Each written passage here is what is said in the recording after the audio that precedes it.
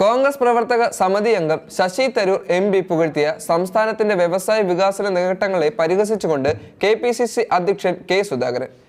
കോഴിക്കടകളും തട്ടുകടകളും പൂട്ടിപ്പോയ കടകളും വരെ ഉൾപ്പെടുത്തിയാണ് കേരളത്തിൽ ചെറുകിട സംരംഭകരുടെ കാര്യത്തിൽ വലിയ മുന്നേറ്റമുണ്ടായതായി പിണറായി സർക്കാർ അവകാശപ്പെടുന്നതെന്ന് K സുധാകരൻ ആരോപിച്ചു. അതേസമയം കോൺഗ്രസ് പാർട്ടിയെയും വെട്ടിലാക്കി സംസ്ഥാന സർക്കാരിനെ പുകഴ്ത്തിയ ശശി തരൂർ MPയുടെ നിലപാടിനെ K സുധാകരൻ തള്ളിപ്പറയാത്തതും ശ്രദ്ധേയമായി മാറി.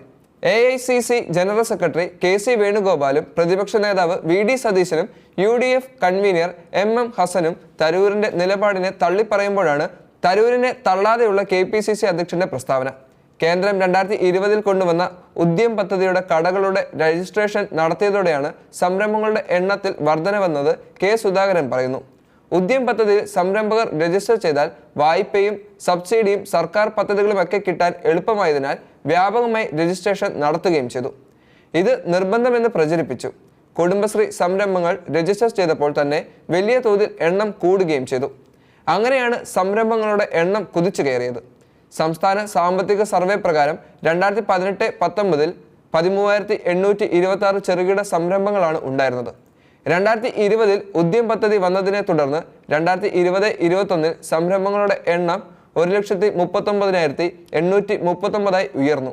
തൊട്ടടുത്ത വർഷം 1,03,596 ഇപ്പോഴിത് 2.90 ലക്ഷമായെന്നാണ് വ്യവസായ മന്ത്രി അവകാശപ്പെടുന്നത്.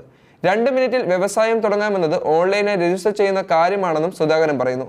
പുതുതായി തുടങ്ങിയ 2.90 ലക്ഷം സംരംഭങ്ങളുടെ പട്ടിക പുറത്തുവിടാൻ വ്യവസായ മന്ത്രിയെ വെല്ലുവിളിക്കുന്നു.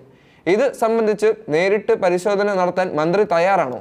ഉമ്മൻചാണ്ടി സർക്കാരിന്റെ കാലത്ത് 2016 MASME സർവേയിൽ കേരളം ഒന്നാമതായിരുന്നുവെന്നും K സുധാകരൻ പറയുന്നു. അതേസമയം ലേഖന വിവാദത്തിൽ നിലപാട് മയപ്പെടുത്തി ശശി തരൂരും രംഗത്തെത്തി. വിവാദങ്ങൾ അതിശയിപ്പിച്ചു എന്ന് പറഞ്ഞ തരൂർ ലേഖനത്തിൽ താൻ സംസ്ഥാന സർക്കാരിന് 100-ൽ 100 മാർക്ക് നൽകുകയല്ല ചെയ്തതെന്നും മാധ്യമങ്ങളോട് പ്രതികരിച്ചു. വ്യവസായ നയത്തിന്റെ പശ്ചാത്തലത്തിൽ സംസ്ഥാന സർക്കാർ ചെയ്ത കാര്യങ്ങൾ ചൂണ്ടിക്കാട്ടിക്കുക മാത്രമാണ് ചെയ്തത്. എഴുതിയതിൽ തെറ്റുണ്ടെങ്കിൽ അത് ചൂണ്ടിക്കാട്ടിയാൽ തെറ്റ് തനിക്ക് ബോധ്യപ്പെട്ടാൽ തിരുത്താൻ തയ്യാറാണെന്നും തരൂർ കൂട്ടിച്ചേർത്തു. ലേഖനവുമായി ബന്ധപ്പെട്ടോ വിവാദങ്ങളുമായി ബന്ധപ്പെട്ടോ പാർട്ടി ഇതുവരെ ബന്ധപ്പെട്ടിട്ടില്ല.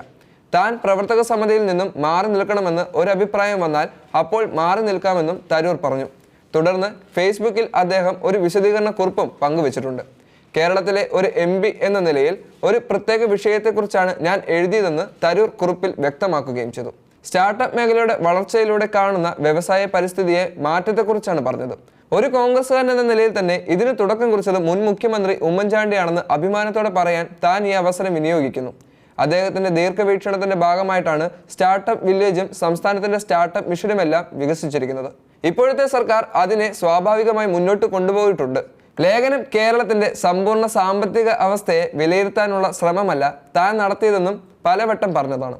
കേരളം ഇപ്പോഴും വലിയ സാമ്പത്തിക പ്രതിസന്ധിയിലാണ്. ഉയർന്ന തൊഴിൽക്ഷാമം, പ്രത്യേകിച്ച് വിദ്യാഭ്യാസമുള്ള യുവാക്കളുടെ വിദേശത്തേക്കുള്ള പ്രവാസം, കൃഷി മേഖലയിലെ പ്രതിസന്ധി, അതായത് റബ്ബർ, കശുമാവ്, റബ്ബർ മുതലായ മേഖലകളിൽ ഉണ്ടായിരിക്കുന്ന പ്രതിസന്ധി, കൂടാതെ ചരിത്രത്തിലാദ്യമായി ഏറ്റവും ഉയർന്ന കടബാധ്യതയും ഇതെല്ലാം പരിഹരിക്കാൻ ഏറെ സമയം വേണ്ടിവരും. ലേഖനം എഴുതിയതിന്റെ അടിസ്ഥാനം 2024 ഗ്ലോബൽ സ്റ്റാർട്ടപ്പ് എക്കോസിസ്റ്റം റിപ്പോർട്ട് അടിസ്ഥാനമാക്കിയുള്ള കണക്കുകളുടെ വിശദാംശങ്ങളാണ്. വിമർശിക്കുന്നവർ ലേഖനം വായിച്ചിട്ട് അഭിപ്രായം പറയാവൂ എന്നും തരൂർ അഭ്യർത്ഥിച്ചു. അതേസമയം തരൂരിനെ അനുകൂലിച്ചും വിമർശിച്ചും നിരവധി നേതാക്കൾ ഇന്നലെയും രംഗത്തെത്തിയിരുന്നു. കോൺഗ്രസിന് പിന്നാലെ UDF ഘടകകക്ഷികളായ മുസ്ലിം ലീഗ്, ഫോർവേഡ് ബ്ലോക്ക് നേതാക്കൾ തരൂരിനെ അതൃപ്തി പരസ്യമാക്കിയപ്പോൾ ഇടതുപക്ഷത്തു നിന്നുള്ള നേതാക്കൾ ലേഖനത്തെ സ്വാഗതം ചെയ്തും തരൂരിനെ പ്രകീർത്തിച്ചും രംഗത്തെത്തിയിട്ടുണ്ട്.